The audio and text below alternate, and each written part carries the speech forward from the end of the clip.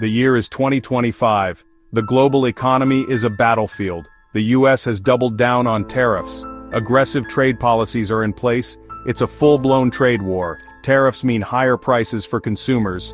And when prices go up, people buy less. The year 2025 has been a busy one for tariff enthusiasts in Washington. In February, the administration announced a new round of tariffs, including a whopping 25% duty on all imported automobiles. That's right, folks, your next foreign car just got a whole lot more expensive. The stated aim?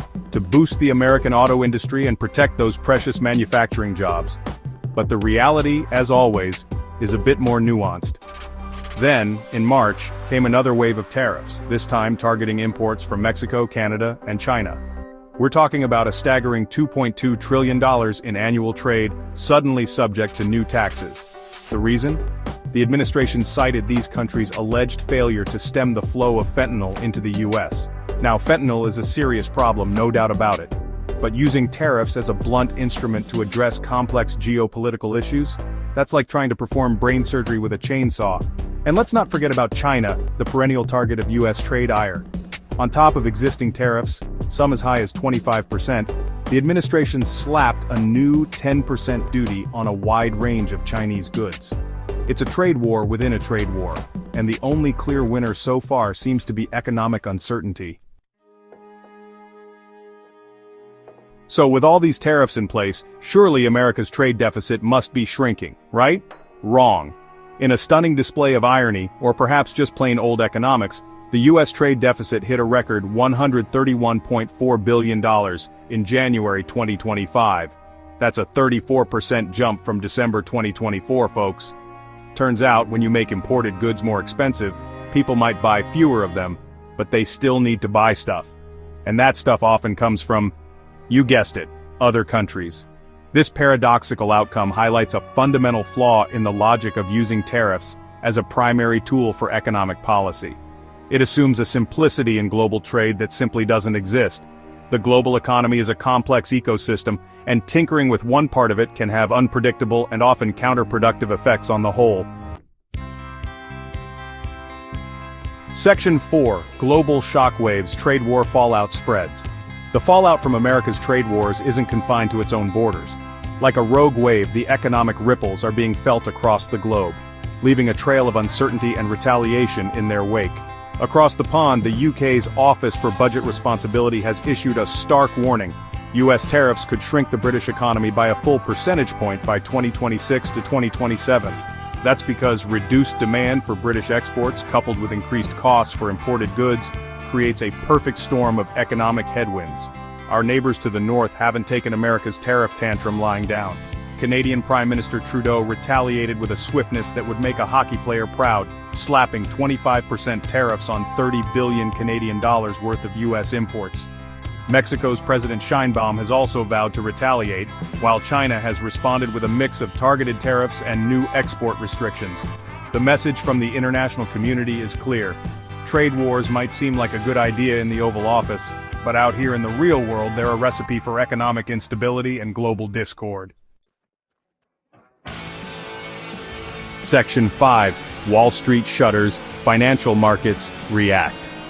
Even the normally unflappable denizens of Wall Street are starting to feel the heat from America's trade wars. Jefferies, the investment banking giant, reported an 8% decline in earnings for the first quarter of 2025, citing the trade war's negative impact on deal activity in capital markets. When even the masters of the universe start sweating, you know things are getting serious. Meanwhile, the Federal Reserve Bank of Atlanta's GDP NOW model, a closely watched indicator of U.S. economic growth, has taken a nosedive. It's now projecting a 2.8% contraction in U.S. GDP for the first quarter of 2025. That's right, folks, a contraction. As in, the economy is shrinking. It seems the invisible hand of the market is giving the current administration's trade policies a big thumbs down. Section 6. The View from Vermont, a case study in collateral damage. To understand the real-world impact of America's trade wars, look no further than the state of Vermont. This picturesque New England state, known for its rolling hills, maple syrup, and Bernie Sanders, is also a case study in the unintended consequences of protectionist trade policies.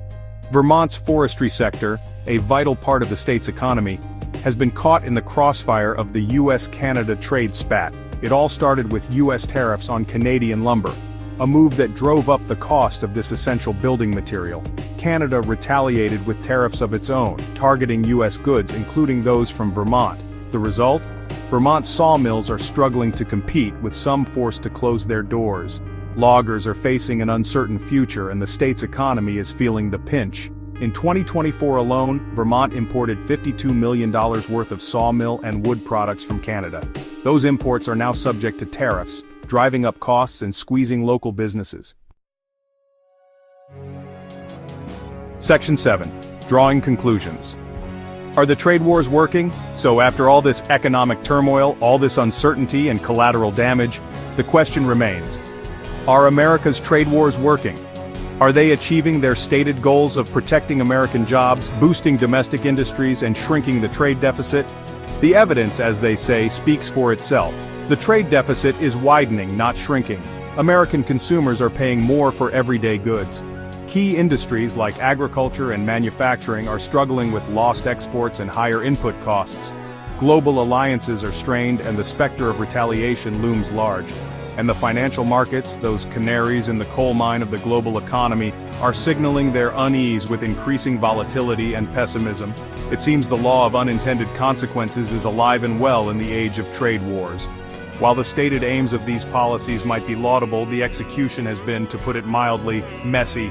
The global economy is not a zero-sum game, and attempts to strong-arm it into submission are likely to do more harm than good. As the old adage goes, sometimes the cure is worse than the disease. And in the case of America's current trade policies, that old adage seems to ring truer than ever.